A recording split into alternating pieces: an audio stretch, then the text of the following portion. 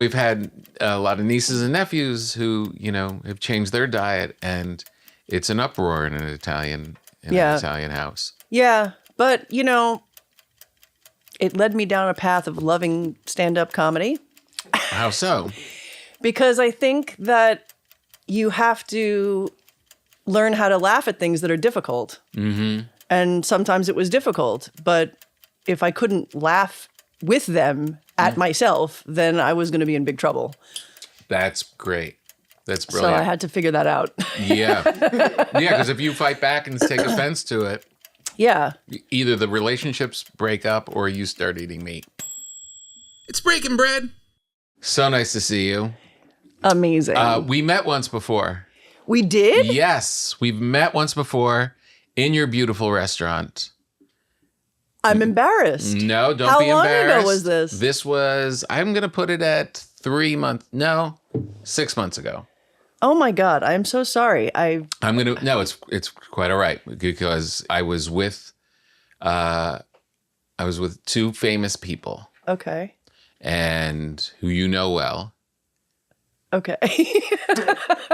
So this is this a test? No, it is a test. I'm gonna see if you can guess who they are. Okay. Because I take no offense to not remembering, because we just met kind of briefly at the table, and because you're one of their favorite restaurants. They are vegans. Okay. They're pretty badass. Okay. Are they musicians? Mm-hmm. One of them. And it was about 3 months ago? 6. Are they like regulars? They were when they were in L.A. Oh, more. So they're not located in L.A. They've kind of gone back east but they were L.A. for a while. Oh my goodness. Rock star. What kind of music? Rock star's wife. Also makes movies. Oh my God. Lots of tattoos.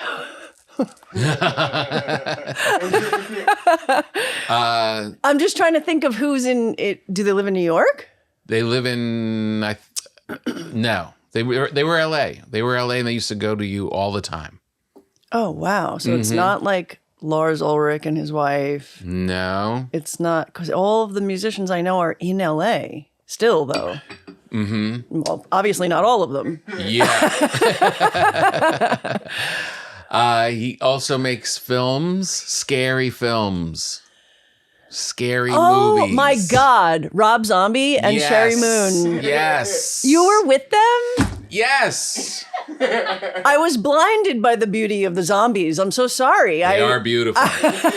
They're both beautiful and badass. I love them so much. I do too. They're like my favorite couple of all time. Yeah. And so maybe you're such friends with them that you don't think rock star. No, you think know what? friends. I hadn't seen them in a very, very long time. Right. And so I was just excited to see them again because it had been a while. Yeah. And I was like, hey, my name's Tom. And you were like, whatever. I'm so sorry. No, it's right. And they're the best. Super cool. I hope you enjoyed everything. Oh my God. Were you there with your wife? I was with my wife. I remember you were at D13, the big table all the way in the back. That's right. Yeah. That's right. And the one thing we didn't do, because the momentum was carrying us out, someone had to go somewhere, was I didn't get to go see the oven. You had offered to see the pizza oven, which matches this couch beautifully. Oh, it does? Yes. Yeah.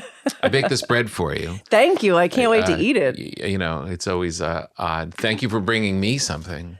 Yes. Thank you for knowing what pinoli cookies are. Oh my! It's my favorite cookie in the world.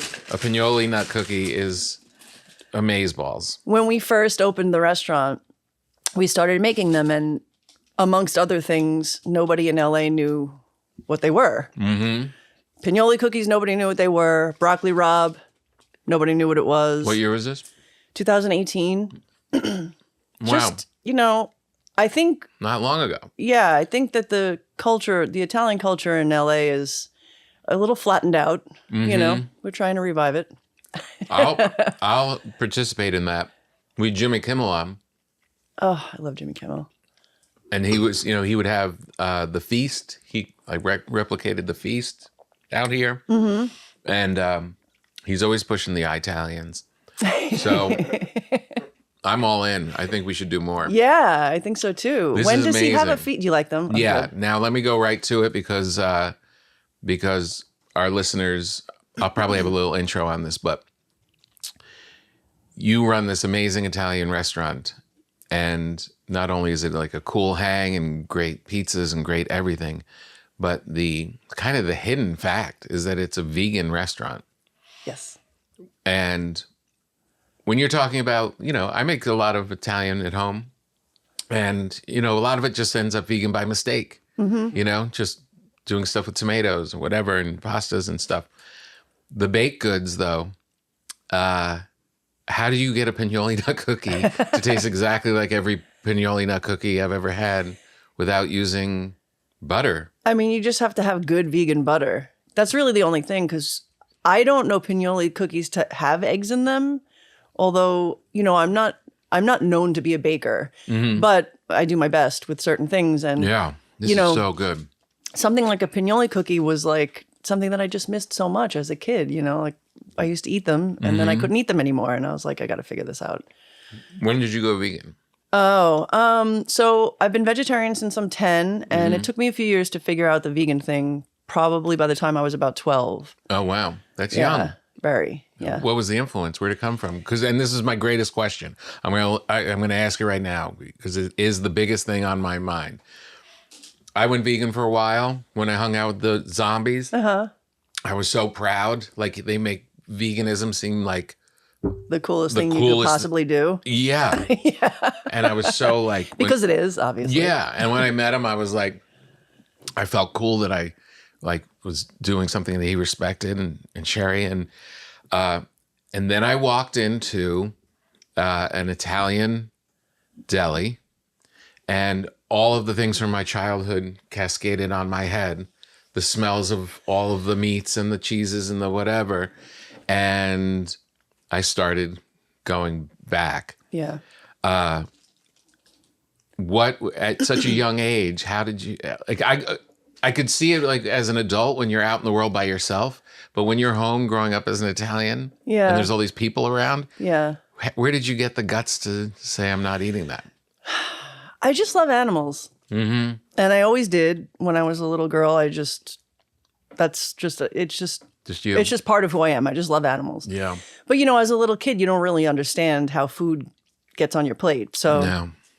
there were things that I wouldn't eat because I did sort of understand it, I think. Like I wouldn't eat like chicken on a bone because I was always like, ooh, that's weird. It's like a dead body. And why would I put that in my mouth? Like I Right. just didn't understand why we were doing certain things. Yeah. But then my mom would make, a gigantic trough of meatballs and I would go at it. I mean, because Right. it was like disassociation. Yeah. And then in the 5th grade, I had a teacher who showed the class a video of a slaughterhouse. And that kind of made enough of a connection for me. It was terrifying. And I was Yeah. like, wow, I really just don't want to be a part of any of that. Yeah. So it started with that, basically. And were any grandparents or anything like mock you or push you? The amount of Right. fun that was made in my direction for my entire adolescence is beyond anything. I don't know. I mean, It's the hardest thing. As an Italian American, I don't think there's anybody that could chart a more difficult path. I was the brunt of every joke. Yeah. Every meal that was eaten, every Everyone. joke was thrown at me. Every single time. Right? I know. But it made me like dig my heels in deeper because it's just, I am also the kind of person that's like, go ahead and tell me I can't do something Right. and watch me do it. Yeah. Every bit of it, know? Yeah. So that it, in the way that would be discouraging to other people to be made fun of, I found it to be like empowering Right. in some strange way. Yeah. So, Yeah. but man, the amount of jokes. We've had, so my wife's a vegetarian. When I met her, I was vegan. She was vegetarian. And I brought her around to, meet the family. And they didn't understand what was happening. Yeah. And my mother made a bolognese sauce, big meat sauce. But you were vegan. But recently, Okay. and she made this bolognese sauce, And I said, Cynthia doesn't eat that. And my mother's solution was just to take the sauce off the top. Yeah. And give that to her. and I was like, this isn't going to work. Yeah. That's a rough one to explain. It took People years. think that it's just like, just peel the cheese off the pizza. And it's Right. like, no. Right. Yeah. And we've had a lot of nieces and nephews who, have changed their diet, and it's an uproar in an Italian house. Yeah. But, it led me down a path of loving stand-up comedy. How so? Because I think that you have to learn how to laugh at things that are difficult. Mm-hmm. And sometimes it was difficult. But if I couldn't laugh with them at myself, then I was going to be in big trouble. That's great.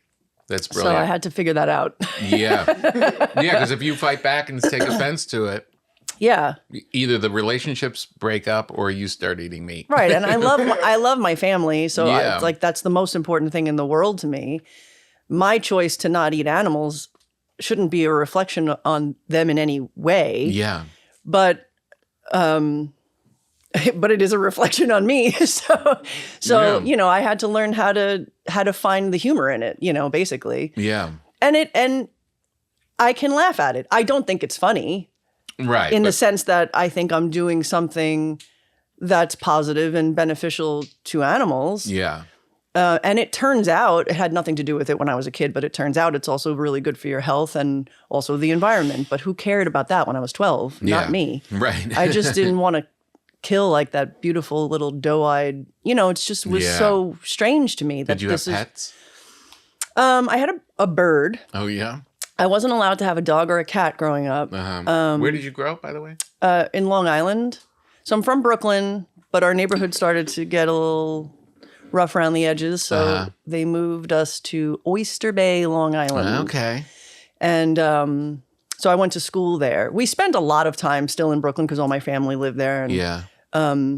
my mother and I were always in the city, and we weren't really like Long Island people, but I Yeah. did go to school in Long Island. Right. I have like a little bit of a disassociation with I never really wanted to be there. Yeah. But it was a beautiful place to go to school. It was Yeah. safe, and I made amazing friends that I still have. And Sure. so yeah. there's that. But yeah.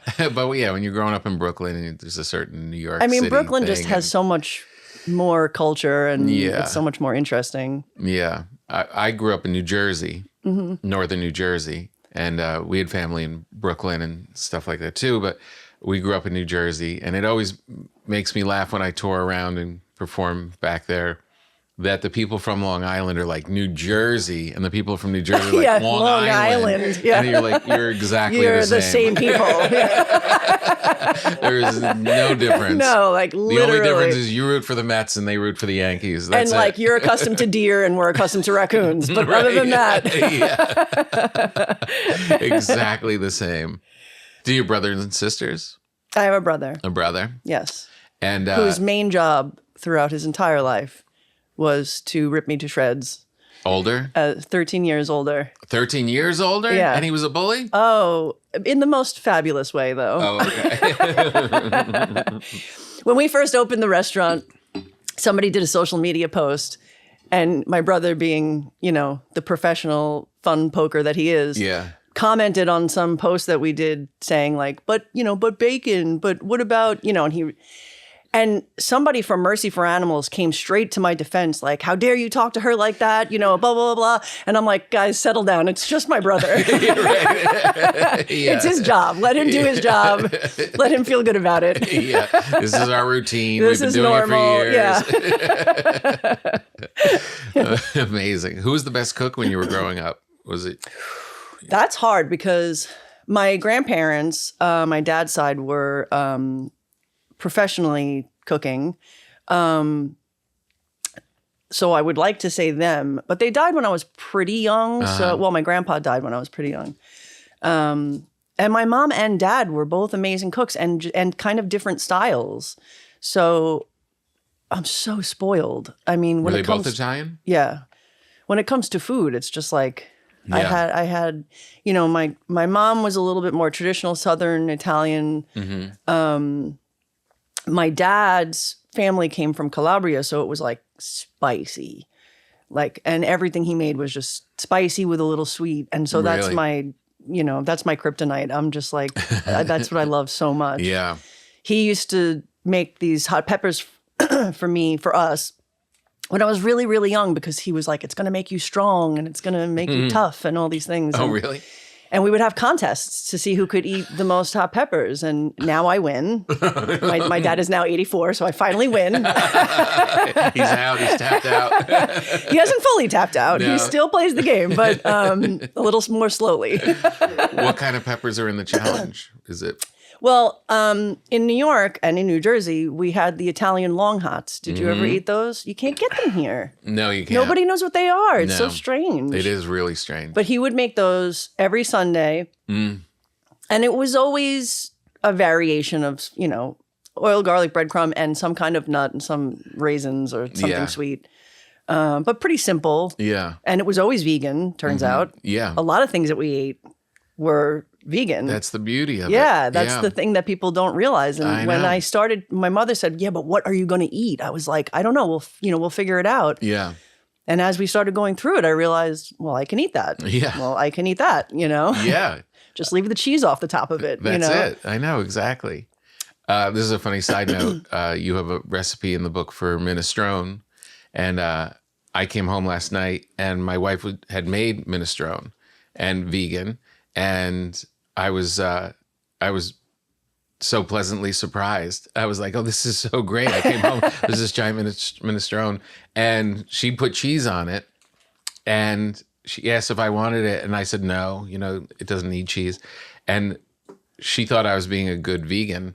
And it's really just, I don't like the cheese flavor on minestrone. There's something about that combination that is really off-putting. I think minestrone is like one of those things that you eat and it's so clean and so pure, and the flavor of all the vegetables that are in it should shine through and not be covered up with cheese. No, exactly. And it's kind of this weird sour smell, and I just never liked it. Look how However, great. that dipped in some minestrone, Yeah. that would be where my eyeballs would be. That's exactly what I did.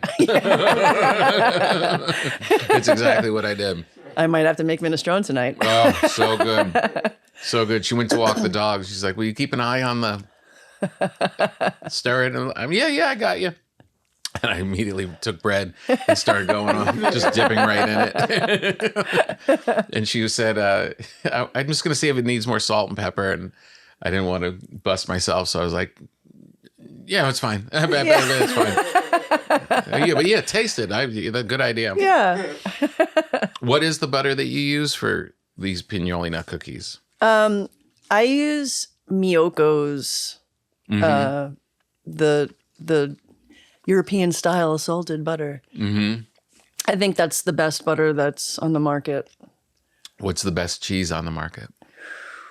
Oh boy. Because you make killer pizzas. Yeah, but we make our own cheese. Oh, that's right. Yeah.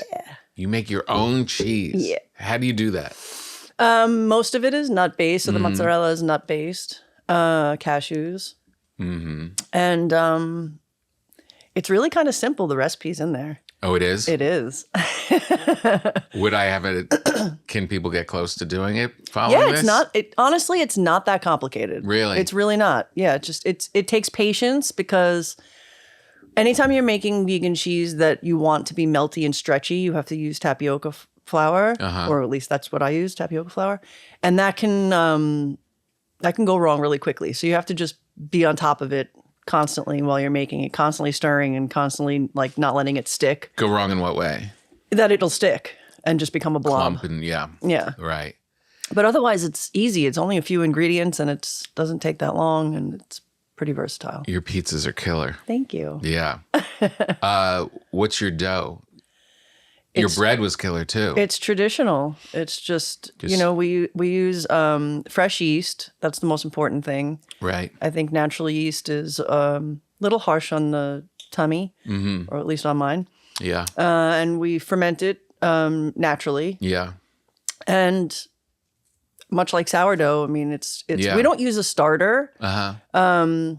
We don't use a starter that we feed every day, but we do put some of the last batch into the next batch. So it's like a constant, ever growing, Yeah. it's super simple and traditional. Yeah.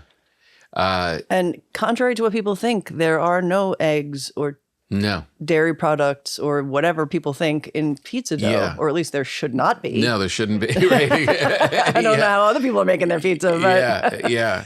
It is. I'm telling you, your place, the vibe of the place too is so great. Thank you. You definitely have, it's a place you want to be. It's like, it's cool. It's home. It feels, coming from East Coast Italian, it feels like, oh man, there's not a lot of these places out here. Yeah, thank you. Yeah. I intentionally, I'm from New York. I came to LA kind of kicking and screaming, although I love it now. Yeah. But I didn't want to live here. I was like really against the idea of moving here. And I just wanted to make a place that felt nostalgic to me. Mm-hmm. And I didn't know if it was going to work in LA because it's not nostalgic to everybody else. But Right. But it is, though. That's the thing. I know. There's so many New Yorkers here. So many. It's really true. What brought And you? New Jerseyers. And Do you New say Jersey, that? yeah, New Jerseyers? Jerseyites. New Jerseyites. So what brought you out? That you were kicking and screaming? Was it love? Yes, love. Always. Get you every time. Always. We're still together, though, so it works. You are? Yeah. That's good. Yeah. And they wanted to come out more than you did. Yeah, so when we met in New York, he was already planning to move here.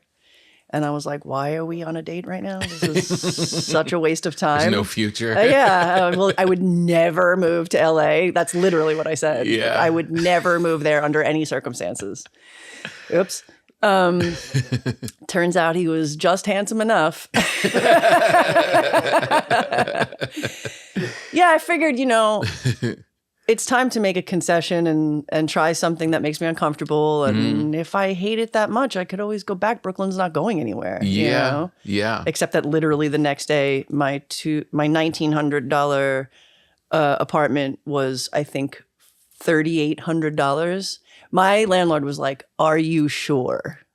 Are you sure? Oh, to let this Are place you sure go. you don't want to just hold on to your place until you see if you like it and then maybe come back?" And I was like, I feel like that's not the right way to do it because then I'm going to be planning to not like it. Yeah. And to come back, Yeah. Yeah. So I just let it go. It was hard. I cried all the way. We had a couple of those apartments in New York, my wife and I. And it was like through like her friends, like it was her and her friend got the apartment first. This is in Manhattan. And it was just so dirt cheap and a nice sized place. And it was like her friend, under her friend's name, her friend's sister's name, who's no longer around. And like the mail had to come and it was always, and then she had to pretend she was them. And then I'm in this picture and like, who are you? That's such a New York thing. Yeah, though. well, I'm Jen's brother. I don't know. The ruse that was on for just to like save 8 the years, rent. just to save that rent. Because if they'd flipped it, it would have. Yeah, tripled. that's how New York works. Yeah. It's like you can't step away. No. 'Cause you just get swallowed up. Yeah. And it's hard to go back because we lived there forever and we were back and forth forever with my kids and stuff after we got married and we shut down. So we always had a place in both. And then we shut down New York and because the kids had school and wanted friends. And so we picked LA. So overrated. For that. Yeah, I know exactly. They'll learn. And there is something about not having the place that makes it almost seem impossible to go back. Yeah. That whole it's not, but No, that of course mental not. thing of like going and getting a spot again, right? It's like Yeah. a big deal. I also, yes, because not that LA is so much more affordable than New Yeah. York, but it's just different. Yeah. But I also think about my whole life, I hated the winter. Yeah. Really hated it. Yeah. I was never the kid that liked snow. I dealt with it when I was a kid, but then as I got older, I was like, yeah, I'm good. Yeah. I think I'm just going to stay inside and make soup. Yeah. I just hated it. And it never occurred to me at any point in my life that you don't have to suffer through winter. Yeah. Like New Yorkers out there, like who are listening, Right. you don't have to suffer through winter. Yeah. There is an alternative. You can get the hell out of there. Yes. And now I'm here in La La Land and I'm freezing when it's 60 degrees and I'm like know. embarrassed. Isn't it? Yeah. You lose it. Yeah. You really lose it.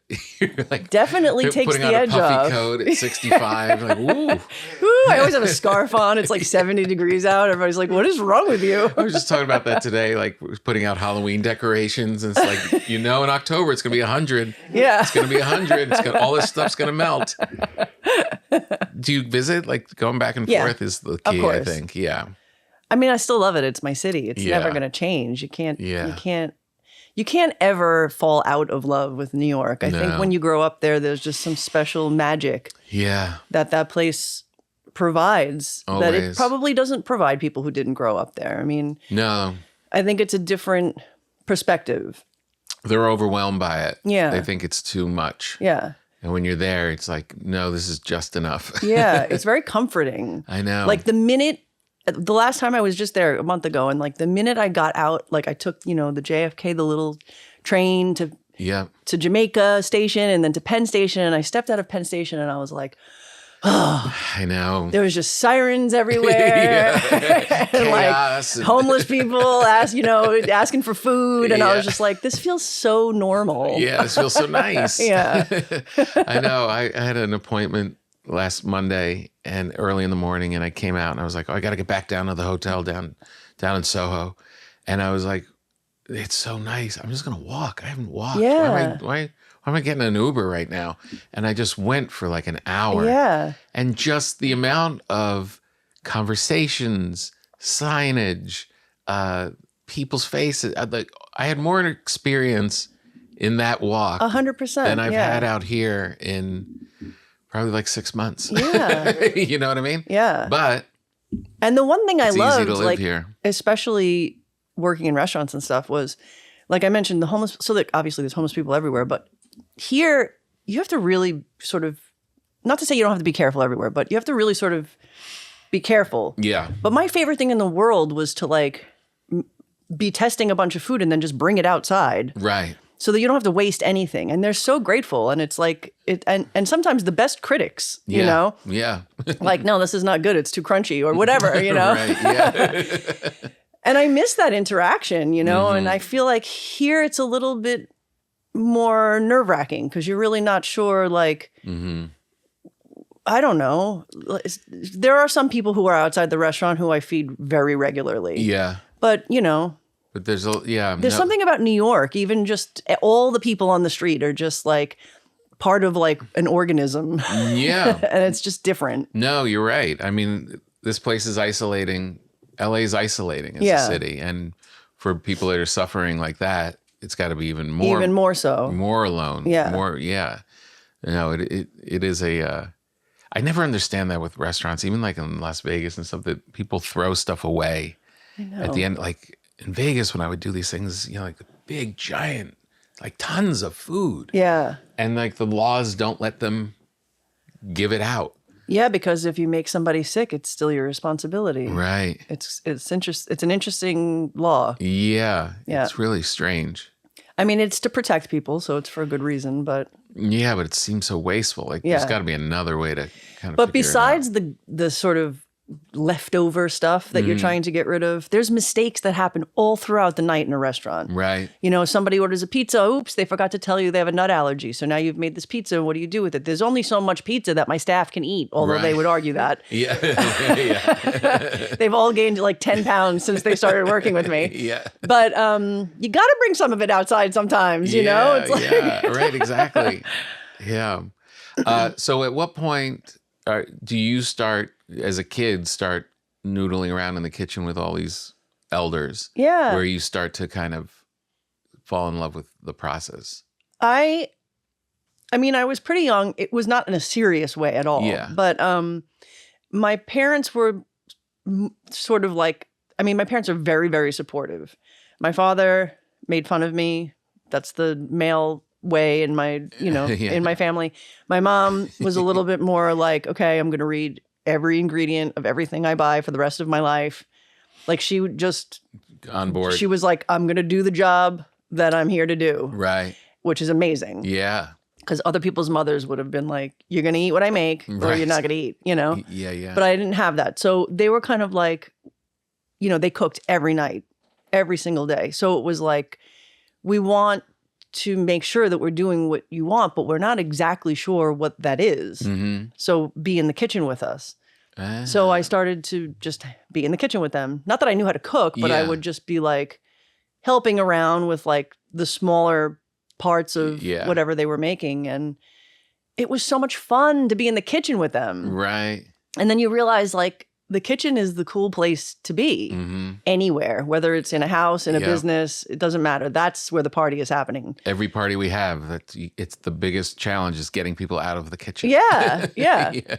And so I just started having a lot of fun with them and then of course naturally like learning things along the way. And I started to try to, it all started with the lasagna on Easter because that's the huge tradition. They would make several trays of lasagna and I was like, this stinks. I don't want to not be a part of this tradition. Yes. Because now I'm going to start losing hold of like, what I am a stereotypical Italian American that's very proud of my heritage. Yeah. I don't want to lose that just because I don't want to eat animals. Like I don't feel like that's not a fair thing for me to have to do. Mm-hmm.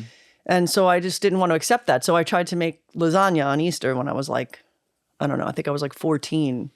Whew, fail. Tough. Bad. Yeah. My dad was like, nope. Not eating that. Right. Well, I mean, I'm sure the cheese... It got pushed all the way to the side. I mean, the game wasn't even set up for you to get close to achieving that, right? Not At the even time, close, no. Like, I basically... I mean, my mom made the sauce, so that part was great. That's fine. Pasta was great. Fine. But the cheese, like, I didn't know. Ricotta and mozzarella. I didn't know how to make any type of cheese. So I just used tofu and kind of, like... put garlic and parsley and like crumbled it up and not a bad attempt. Yeah, but it kind of was though. Yeah. Thank you. Good idea. It kind of was a bad idea because it tasted like tofu with parsley and garlic in it.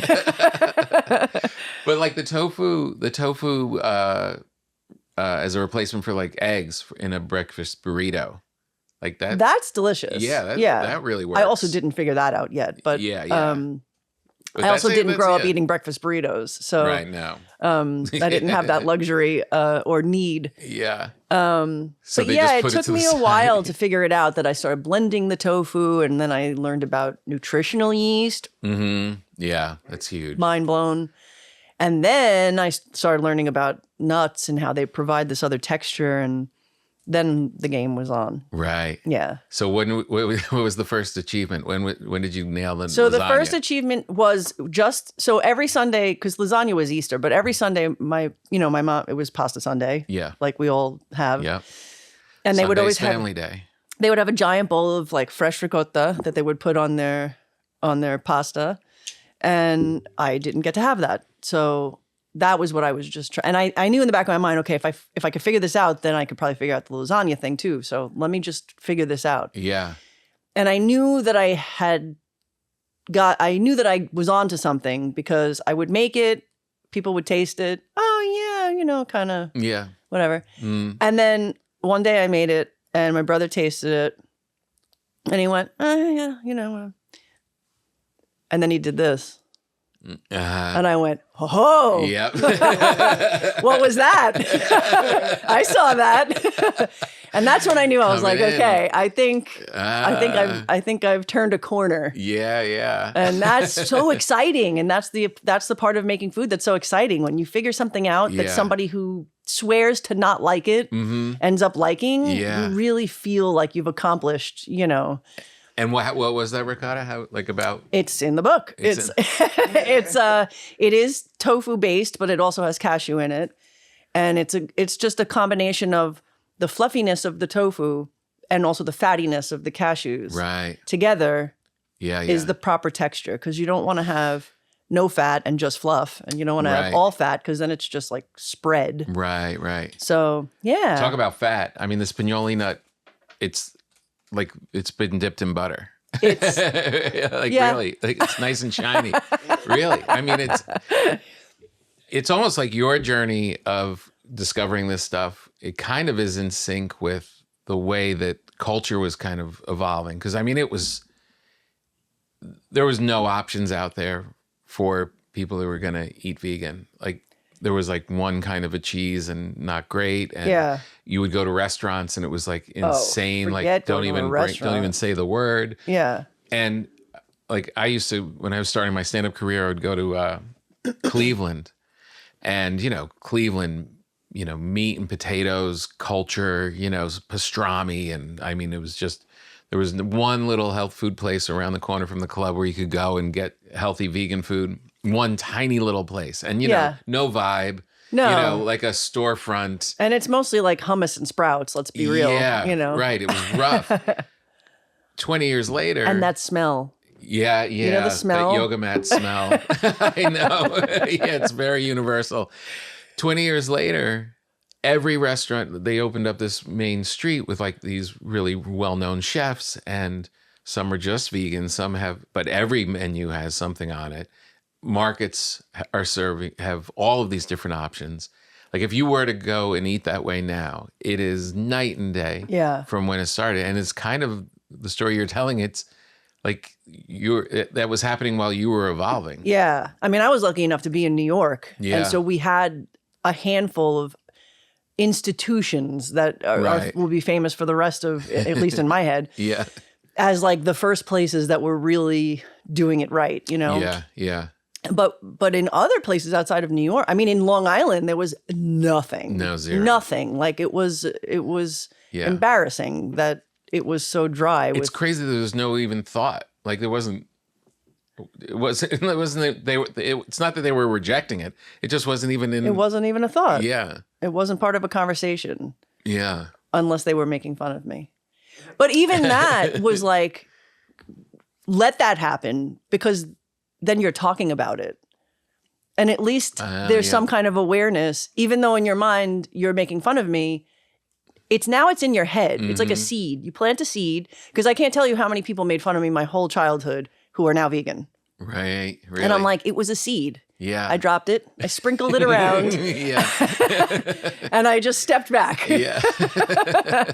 and for some it grew and for some it didn't. But even if one person makes the decision to do something that's better for animals, better for the environment, better for their health. Yeah. That's like a huge accomplishment. So good on you.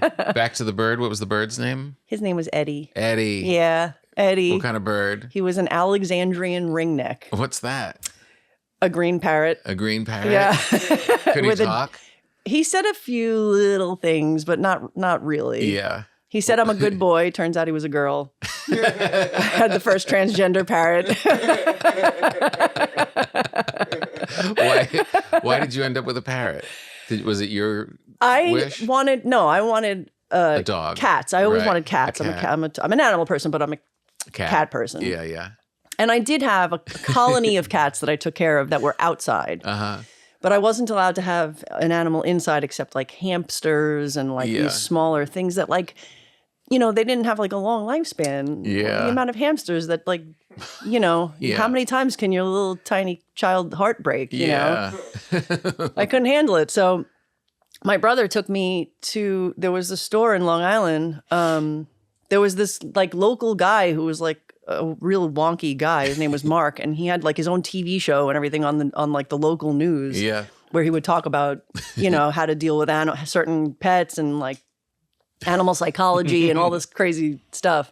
And so my brother took me to his store, and just like there was like this tank full of freshly born birds that had no feathers or anything. Whoa. And he Mark put this bird in my hands, and I felt this overwhelming sense of responsibility because this thing was like, did you ever see a naked tiny baby bird? Like, these big bulbous eyes. So fragile. Yeah. And so I loved loved the shit out of that bird. Wow. Yeah. How long did Eddie live?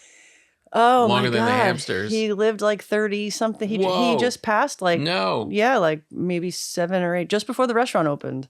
Really? Yeah, he died in my dad's hands. It was a mess. Oh. It was rough. Yeah. Oh. I know. But What do you mean it was rough? They well, weren't 30 expecting something years of, it, and everyone loved him. yeah. Everyone loved Eddie. But particularly me and my dad. Yeah. Because he loved me and my dad. He didn't love anybody else. So. Oh, really? No. He was very selective with his love. Everybody else got the beak. Oh, Eddie. Just pecking people. Yeah. No, he could like break your finger. He had a big, strong beak. Yeah. Oh, man. It was red as this couch. Yeah. Did you have a big cage for him? Huge. Yeah. Mansion size. Really? Yeah. It was like. Eddie was living large. I could have lived in the cage. Did you get cats when you came to LA? Well, I had cats in New York. You The minute I moved out. Yeah. Right. I mean, I couldn't wait to have kitties. When you moved to the city on your own, was it in Manhattan? Was it? Oh God, I lived everywhere. I lived. Yeah. I first lived in Brooklyn, First, I lived in Manhattan because I went to school. I went to the School of Visual Arts. Oh, cool. So I lived on 24th and Lexington, Yeah. which is now a fancy hotel. Oh. Which is the weirdest thing. Yeah. We could do a whole podcast on that place because it is the weirdest experience. I just went there last month and I was like, I don't understand what's happening. Like it was like a young little it's artist like school. a super trendy hotel that was a dorm.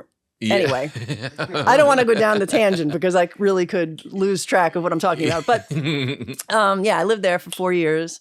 It was amazing. Yeah. I loved living the whole experience was amazing. But I prefer living in Brooklyn because I feel more of a community sense in Brooklyn. Yeah. And I also like to see the city. Oh, from outside. Yeah. Yeah. There's something visually very stimulating when you're just outside of Manhattan and you wake up and you can see it every day, even if it's just the tip tops of the buildings. It's like, it's the coolest place in the world. The coolest. Yeah. I know. My niece has a place in Jersey City, and I went to drop her off. And in my head, I was like, why isn't she in the city? Why isn't she in the city? And literally, like just a little starter apartment building, this view is just bonkers. Yeah, it's like breathtaking. Just all of downtown Manhattan, Hudson Yards, Yeah. all of it. It's just a jewel box. It's so beautiful. Yeah. I can't understand how people don't find that to be the most beautiful city in the world.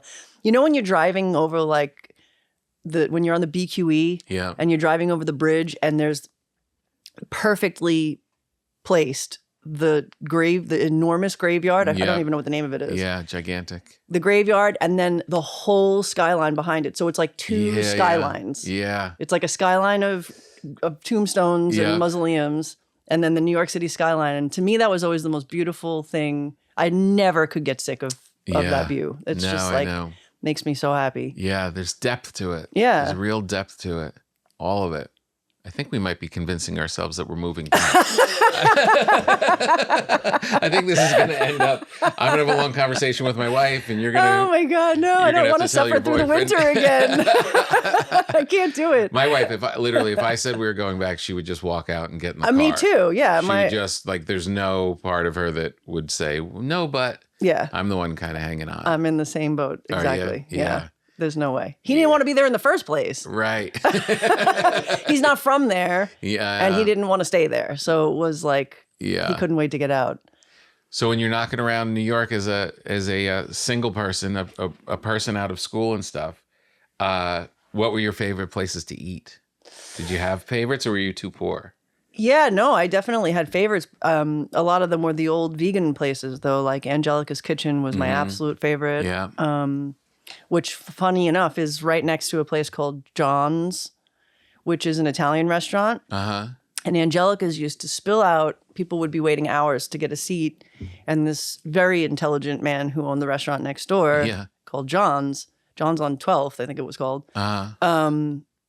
made a whole nother menu that was vegan. And they're still open. Really? Yeah. And so it's half regular, half vegan. Oh. And very smart move. Smart move. Yeah. Yeah. Very cool. Yeah. He was the first vegan cannoli I ever tasted. And it was actually pretty good. Yeah. Really? Yeah. Oh, man. I don't know. Do you have cannolis there? We do them special. You do We them don't have them special. every day because they take like 3 days to make. But I made them with Termini Brothers, a bakery in Philadelphia, and I spent the day with them making cannolis and like big vats of oil and Yeah. all this stuff. And they're really, really great bakery, and that process was insane. But the thing that really lingers with me is the shell. Out here, the shells for cannolis are like wonton for some reason. it's hard to make It's them. hard to, it's not easy. I mean, that's one thing that I feel like every year I find a way to improve on it a little bit because it's never exactly the way that it's one of the things that I'm not 100% satisfied with. Right. So I'm always trying to figure out how to make it. Yeah. Because the shell, it's like, it's just hard to, you have to have a sheeter, first of all, in order to get it that thin. So Yeah. we're not a bakery, so pasta Right. machine. Yeah. Right. Yeah. Wrong tool. Yeah, but I mean, it still sheets things. So. Yeah, you can still do it. But it takes a really long time to make them, and so we only do them for special occasions or special orders. Yeah, that's labor intensive. Yeah. Sherry is great a vegan baker. Is she? Mm-hmm. She's never baked for me. Oh, really? No, I'm gonna have to. Yeah. How do you know them? We had a mutual friend who was an actress in one of Rob's movies, House of Thousand Corpses. And that mutual friend, we ended up crossing paths, and he's a big comedy fan. I was a big Rob Zombie fan, and we ended up at their wedding, a destination wedding. I always say this. I don't know if Rob's heard it. Maybe he'll listen to this one and he'll hear it. I feel like that's when we fell in love. Because when you go to those destination weddings and you don't really know anybody, Yeah. so you need like an ally, to shit on the wedding and do all the rest of it. We hung out that whole weekend, and I had rented, for some reason, the car, and it was like this big ostentatious Cadillac. Like this really big, like mafia car. Yeah. And we were like driving around in that. Oh and my just- God, I yeah, can picture it so clearly. and having a blast. And so then we started working together, and he did my stand-up specials, and we did. Oh, that's so cool! I some really didn't know animated that. movie I together did and not know stuff. that connection. Yeah. It was very cool. I always say that Rob's a lot nerdier than you think, and I'm a lot cooler than you think. Yeah, I imagine him to be pretty smart. He seems like a really smart, if you Yeah. want to call that nerdy kind of person, but Yeah, he just is the coolest looking person. totally. So he can get away with pretty much anything. and and super creative, and both of them is just as a couple. And they Sherry just Moon is adore like, both of I them. can't. First of all, she doesn't age No, a single day think since you the said that very when you came first. over. Yeah, like I don't understand what's going on with her. I know. Yeah, and she's like, I eat like this. That's what She's she always so says. awesome. Everything about her is so awesome. I know. Yeah. They're really a power couple. Yeah. Really good people. Do you know, because you mentioned that you're on Sirius, do you know Mm-hmm. Howard and Beth? No. Well, no. I don't know why you brought this up. Uh-oh. I love Howard, Should of I course. go under the table now? No, it's fine.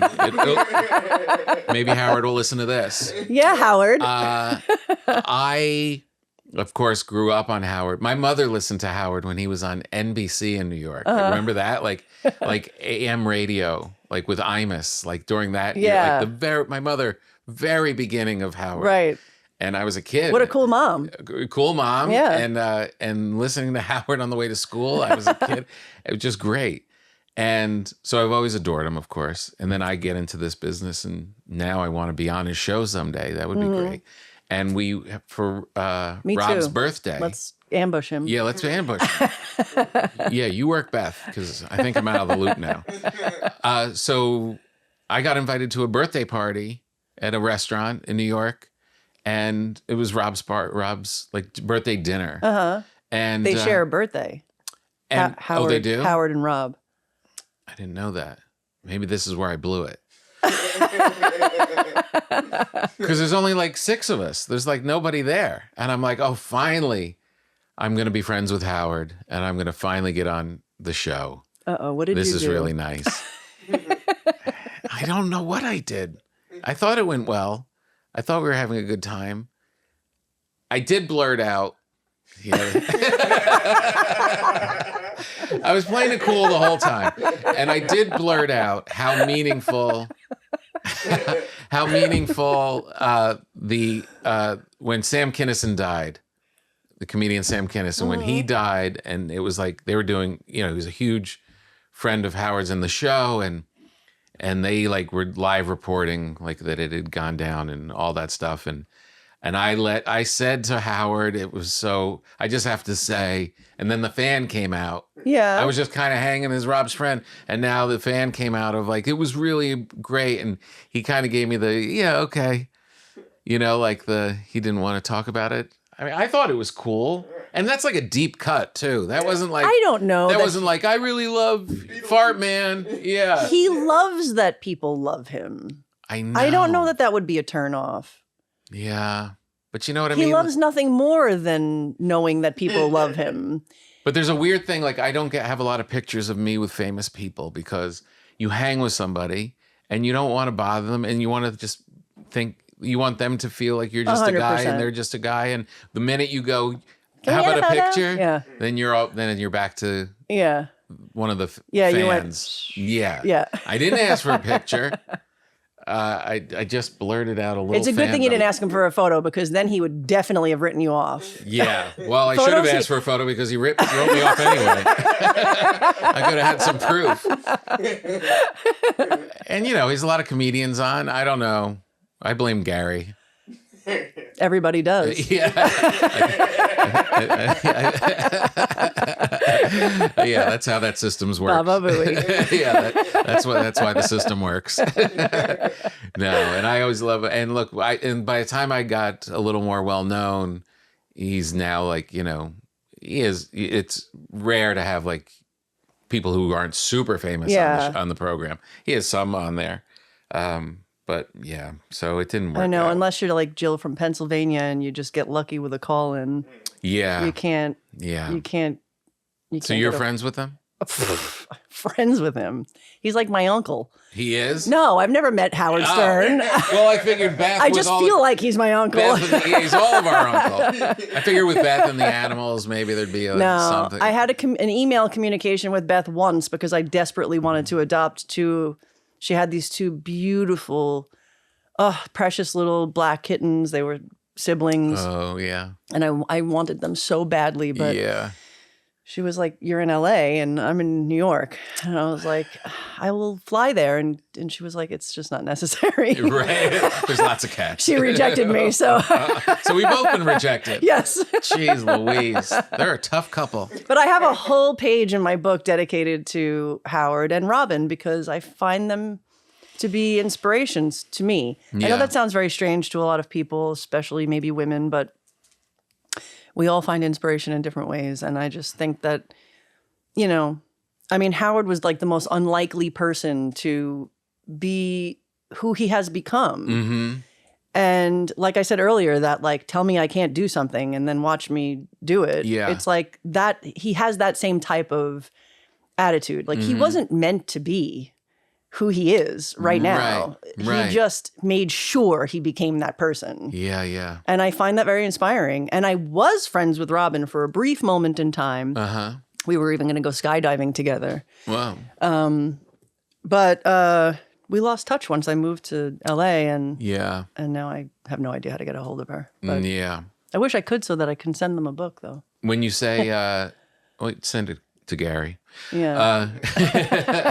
He'll just throw it away. But we know he'll fuck that up. Yeah, so. Right, exactly. He'll just throw it in a stack. Sorry, Gary. That was just unnecessary. Sorry, Gary. But get us on the show. And whenever I see Gary, he knows me from the comedy world. We have great conversations in the lounge at a airport or whatever. Not meant to be. But what do you mean when you say, do you mean how he evolved as a person, Howard, or just of what he did with his career? Just what he did with his career. Yeah. I mean, the fact that he's evolved through psychotherapy and all that is also very inspiring. Yeah. But I don't even mean it on that deep of a level. I just mean like he pushed through boundaries that, are seemingly impossible to push through. And, and same with Robin. I mean, she was, she was in the military. She was in the Air Force, Yeah. you know, and she had a totally different life. And how the two of them, because I don't know that they could have done it without each other. I think that they're the perfect partnership. That balance is perfect. How they managed to push through every boundary that's been put in front of them, which has been pretty much every boundary that can be put in front of you. Yeah. Including cancer, by the way. Yeah. You know, how they can continue on and continue to make all of us laugh, even in like the worst moments. It's an inspiration. It is. Yeah. They're really fantastic. So when do you get the idea that you're good enough to open a restaurant? Oh, I don't know if I ever had that idea. No? I still don't know if I am good enough, but I did it anyway. Well, all right. So So where's the idea? My grandparents owned a sandwich shop in Brooklyn. And it was so wildly popular at the time, back way when, Yeah. that they had to hire security. Like it was just this amazing, you know, place that boomed out in Crown Heights area of Brooklyn, and he was my biggest inspiration, my grandpa. Yeah. And I wanted to be just like him. And so because of that, my father said to me more times than he said anything else in his life, whatever you do, you could do anything. Whatever you do, don't ever open a restaurant. That was his only advice. That was like his main amazing. thing. Like, I want you to have a life.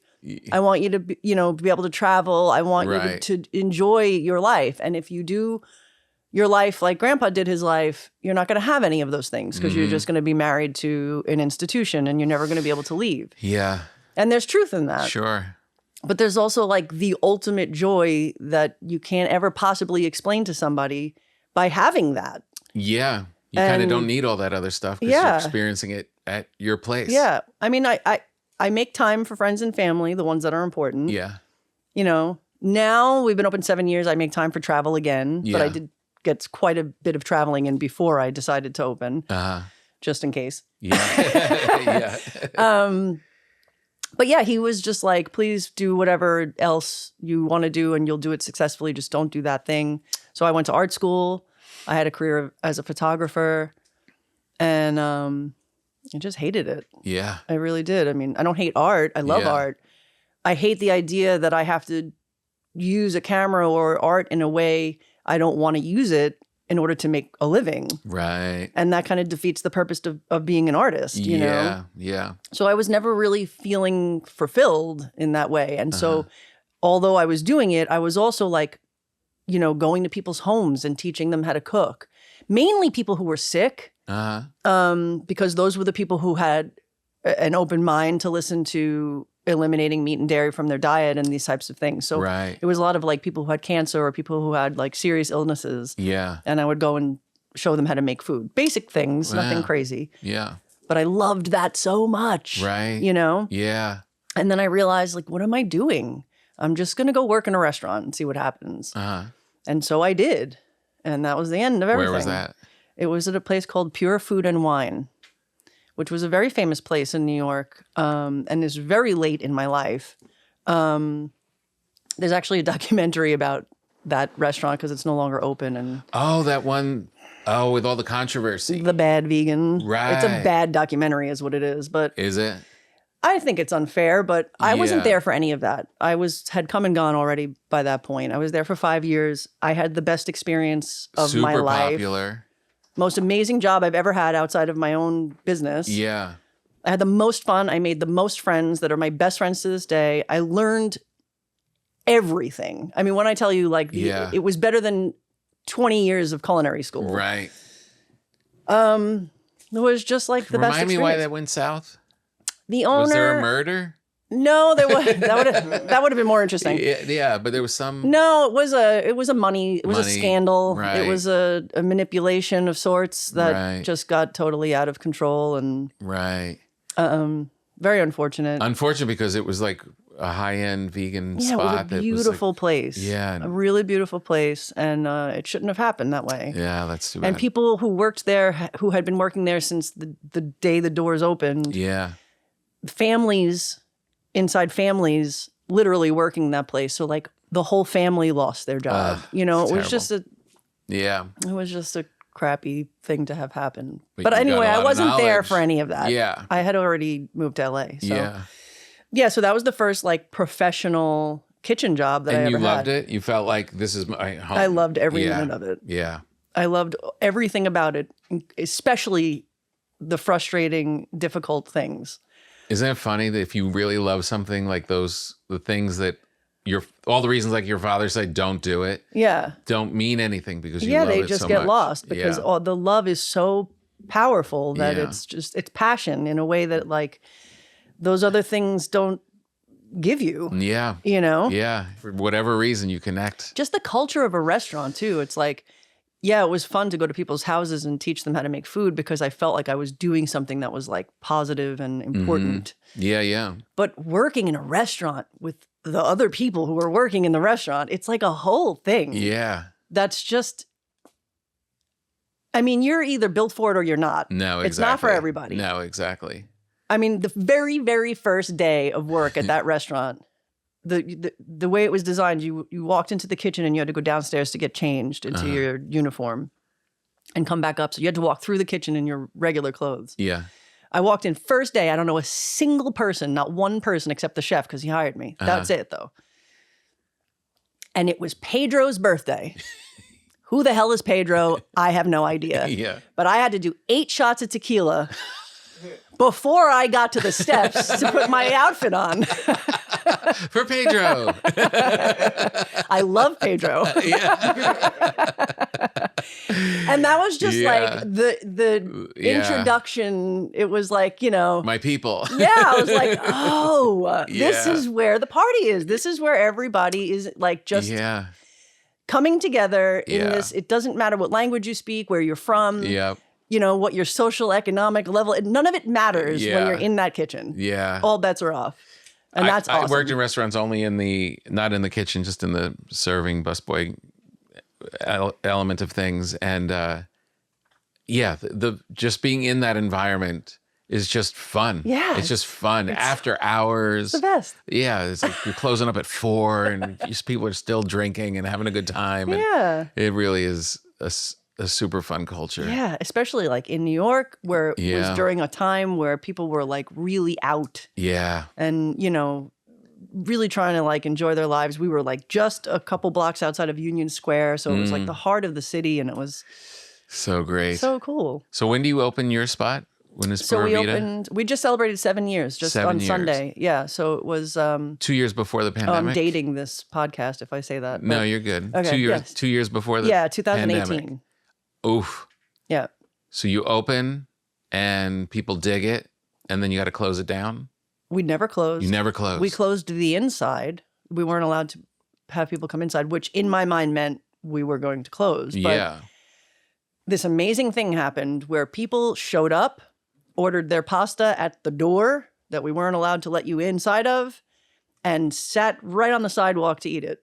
Really? And they never stopped showing up. Wow. And I don't know what I ever did in my life to deserve that, but that was the most beautiful thing that I've ever witnessed. And it was just like a steady flow They of kept that? us open.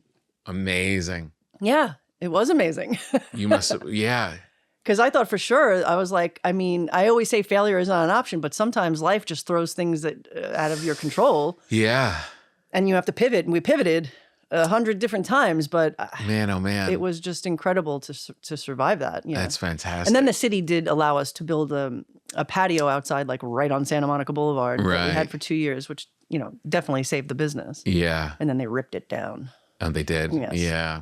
Why? I know. I know. New York's going to do Rude. that same thing. Rude. Yeah. We're just backing it out. It's an amazing, amazing thing. I mean, the thing that you built is kind of like our set, a very warm Italian, like home kind of thing. It kind of, I mean, you didn't know going into it, but that those people would show up and be Yeah. there is like a testament to what you built. Right. Yeah. I mean, it's that it comes from that familial, love-based, food-based 100%. thing. Yeah. The food is great, Yeah. but it can't just be that. No. That's not enough. Mm-mm. You have to have a feeling and you have to have a culture and you have to have a certain thing happening. So like when I designed the restaurant, because we did everything ourselves, I wanted it to feel and look like New York because my idea was I wanted to have that New York energy, Yeah. which to me means people talk to each other. Yep. it's not so cold.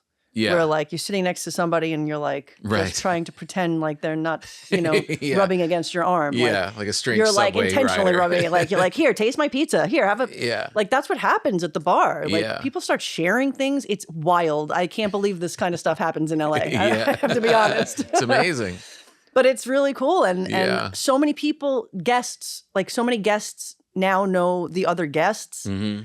And it's a whole thing. And it's like so great.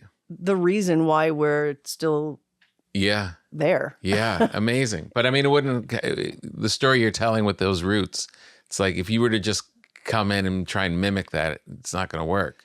Like it's in you, right? Yeah, I guess that's true. You have to have experienced it already to create it, I guess. Yeah, yeah. I don't know how I created it though. It's just you just kind of I talk to everybody. So I guess it starts there. Yeah. I'm walking around talking to everybody right. all the time. Yeah, exactly. So, and thank God I have amazing chefs in the kitchen because although I'm the chef and I create all the dishes, I train them how to do it. Right. Because I spend most of my time talking to guests. Yeah, yeah. Because that's so important. It's so important. It makes you feel like, oh, they like me and there's here. so many amazing people who come in all the time. And it's like, I don't want to miss that. Yeah. No, exactly. That's the fun. For people that are going to purchase the book and bring it home and start cooking. Yes, please. What's your advice of if you're somebody that doesn't cook a lot? Well, there's some very simple recipes in there, and there's some more complicated ones. So I would definitely say to stick to the simple ones first. Right. What's the most challenging one? There's a section in there called the basics, so a good place to start because it's really simple stuff. Yeah. How do you make beans? How do you make cheese? These types of things. And believe it or not, the cheese is simple. Mm-hmm. It becomes more complicated when you're getting into like the meatballs, the pulpatine. Like, a lot of ingredients, a lot of steps. Right. It becomes a little bit more involved. Yeah. Still not super complicated, but it's always good if you're not like a person who cooks all the time to just start on the smaller side, and work your way up. So good. And making fresh pasta, I mean, I explain it in there. Yeah. People are under the impression that you have to have eggs in fresh pasta, and it's just not true. Right. You don't need, I always say, like, people have a thing with gluten. Yeah. I love gluten. Yeah. I love it very much. Good, you're going to enjoy staring this. at me as we speak, and I can't wait. Like, want to shed a tear right now. But gluten is glue. Right. That's the thing that holds everything together. Right. So when you're making pasta, it already has gluten as long as you're not making gluten-free pasta. Yeah, you don't need eggs. Right. Because it's going to stick together all by itself. Right. There you go. And so when you just think about things in that way and you take the complication out of it, like how do you replace this? How do you replace that? So you don't have to replace it. Right. Just don't include it. Just don't add it. And keep going. Yeah. Oh, it's beautiful. Before we go, we do a thing on this program called an uncomfortable moment. Uh-oh. No, and I think I love those. I've been going back and forth with it, and at first I thought, maybe, well, it might be uncomfortable, but I think in the end you're going to find it kind of joyful. Okay. Maybe. We're not a real restaurant. Those are fake grapes. The bread is real. The cigarettes are real. I ate 3 of those grapes earlier. But I hid something before you came here because I didn't want to offend you. Okay. But I'm going to reveal it now just so we're being upfront and honest with each other. This is a provolone. But it's fake. It's usually out on the set. And so I feel like you would think you don't need provolone, but it's fake provolone. Okay. And the same thing with the prosciutto. Not real, but it just. Oh my God! Because you usually have it over there. I knew. saw it. Yes, damn it. I saw it in the. I'm glad we copped to it. Yes, I was want to watching be honest with the you. one with Jason Alexander, and I was like, I had even said to Rob, I'm like, "There's a prosciutto behind his head." Like, well, now you know. I thought maybe this was going to be the uncomfortable moment for a different reason, but it didn't go there. No. So it's fake. So that's good. That's good because the smell would have been a little overbearing. Yeah, right. Exactly. You would have known right away. Oh man, well this was really fun. This is awesome. Yeah, so I can great. hang out with you all day. This Yeah, is like likewise, likewise. And we got to come back to the restaurant. Yeah. Yeah, and we don't need Rob and Sherry to take us. You We definitely can just come do by not. ourselves. Please come. Yeah. Please come anytime. That would be wonderful. Yeah, that'll be cool. I will not forget next time, I promise. All right, good. We'll be like, Rob, My who? focus was so one direction. I apologize. Yeah, no. They'd been gone for months, and it was like I first time hadn't back seen in them the in restaurant. years, Yeah. honestly. The last time I saw them, I had catered one of his birthday parties. Right. And then they just like never came back. I actually thought to myself, like, geez, I wonder if they didn't like the food or something. No, they because didn't like just- LA. Yeah. That's a better answer, though. Yeah, I think they just decided, yeah, exactly. I'll take that. You can take down the whole city, Yeah. but not my meatballs. Oh, this is fun. Thank you so much. Thank you so much. What All an right. honor. This Yeah, is so and cool. good luck with the book. I Thank think you. it's going to be very successful. Yes, everybody buy a copy. Yeah. Or two. All right, we got it, kids.